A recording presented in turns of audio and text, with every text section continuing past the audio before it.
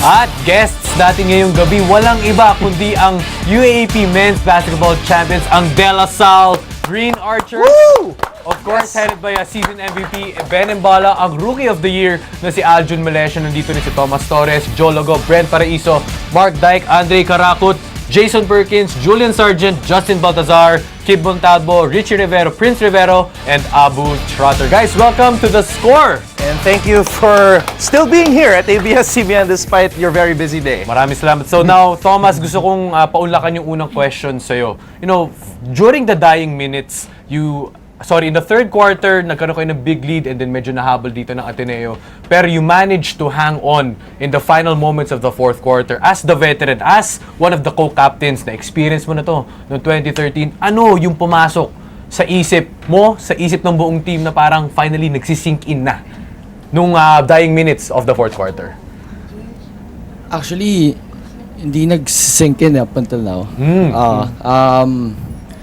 Siguro, coming to the game, we were just thinking we want to give it all. We want to leave it all on the floor. Because we wanted to finish it na talaga. We didn't want to play for game 3. Especially us seniors, talagang we were talking and we were sharing everything na lahat ng experiences namin, and we were like, we wanted to be our last game. All right, and speaking of the seniors, 4 graduating players from this LaSalle team. Thomas, of course, Jeron Teng, who's not here right now, Julian Sargent, and the guy beside me right here, Jason Perkins. Jason, talk about the preparations that you guys had to go through entering season 79. I know I saw you a couple of months before the season, and you weren't sure yet whether babalik ka pa sa LaSalle, but you decided to come back, and then here you are, ending your UAAP career as a champion. It feels great, but yeah, we prepared a lot. Our practices were really erratic and very hard and long. They were about 2-hour practices, 3-hour practices. So Coach I always made sure we were always prepared. Especially that last game, our game plan was very on point. Our scouting was on point, so we were just very prepared for that. We worked hard for it. Well, Anton, speaking of the seniors, mapunta naman tayo ngayon sa mga bagong salta. Okay. O yung mga rookies. Aljun, I'd like you to take us through. Nung fourth quarter, nagkaroon ka ng crucial defensive stop na nagte-trending ngayon sa Facebook. Yung pag-steal mo, 1-on-3, dumrive ka, tapos sinwitcheroo mo. Diba? Parang you don't see those plays, Anton, in the fourth quarter. Can you tell us through what went to your mind? Paano mo nagawa yun? Or ano yung pumasok sa iyong mga veins? Nung time na yun, nakita ko lang si 3D na gusto niyang i-block talaga yung shot ko. And naisipan ko lang na ilipat sa kaliwa kasi medyo nahirapan ako sa kanan kasi nga si 3D super lakas, taas tumalon. So yun, nilipat ko lang sa kaliwa, pumasok naman. Parang instincts, instincts. Migs, sinabi mo kanina, trending. I just want to give a shout out. I can't let this pass. To all the Thamara fans, my phone was blowing up after the live chat earlier. So thank you so much. And syempre, dahil kay Thomas Torres yan. I want to go back to Julian though. Jason was saying that your training was very erratic, very magulo nga. Kasi yun ang gusto ni Coach Alden, di ba? Mayhem. We've seen that mix from the Letran days. And your style of play, very, very active, you're very athletic, you're very fast, long. You are perfect for the Mayhem system. So when Coach Ayo came in, what did he tell you initially, and how did you embrace your role as part of this team? Basically, he said, we have this system, it's called Mayhem, and I think you would really gel in it, and it basically worked. Like, we're running around everywhere, and it's pretty crazy. It's Mayhem. That's what it is. It's just everywhere.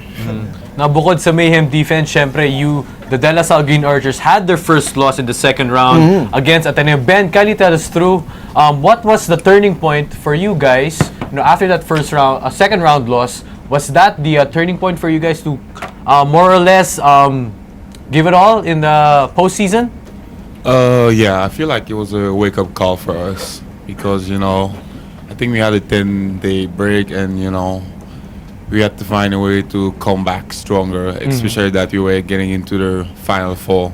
So there were no more room for mistakes. We had to make sure that we on point for the Final Four.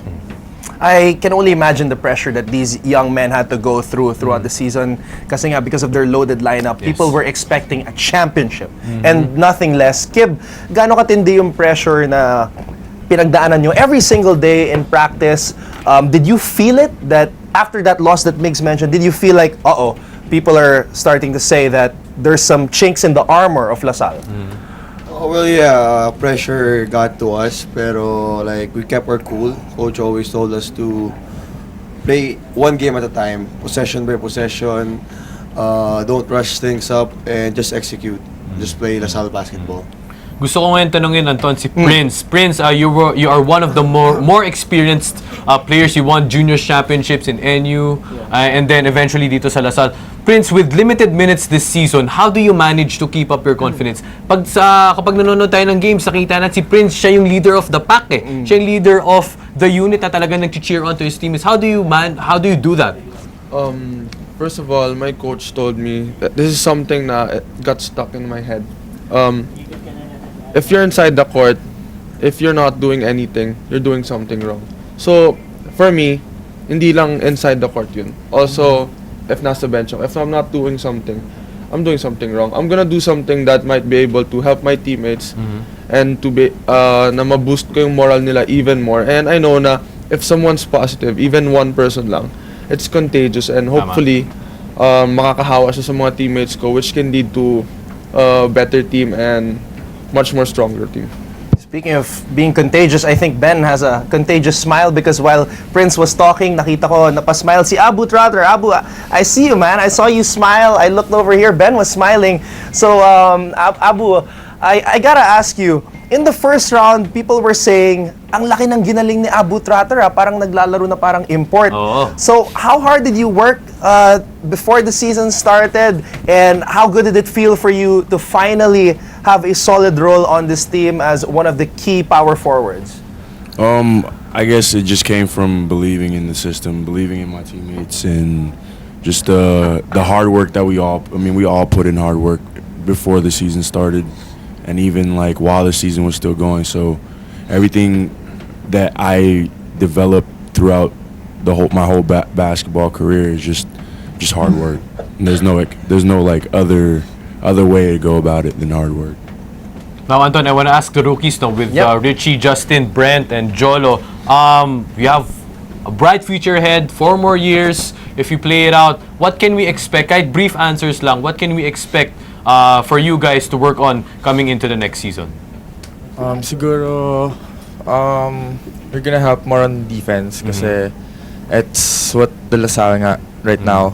Like, we have to play first for defense and then yung offense darating na lang. So, yun kasi yung parang pinaka first time introduce si coach sa amin eh. Yung offense, andyan lang yan eh. Kasi lahat naman ng players pero hindi lahat ng players parang nagdi-defense para sa whole team. So, yun parang yun yung nag-stick sa akin. So, Justin? defense first. Sabi na kailangan naming mag-improve next year kasi may mag-graduate, may mawawala sa amin. Kailangan kumbaga magbubuo na naman kaming team kasi may bago na namang papalit, ganyan. Alright, well, Migs, we've heard from almost all of the Green Archers except for the 4 guys in the back. Pero steady lang kayo dyan, ha? Steady lang kayo dyan kasi magbabalik pa tayo. Mamaya, yes, we will still be here with the De La Salle Green Archers at sasagutin din nila ang mga tanong from their fans and supporters. Magbabalik ang The Score.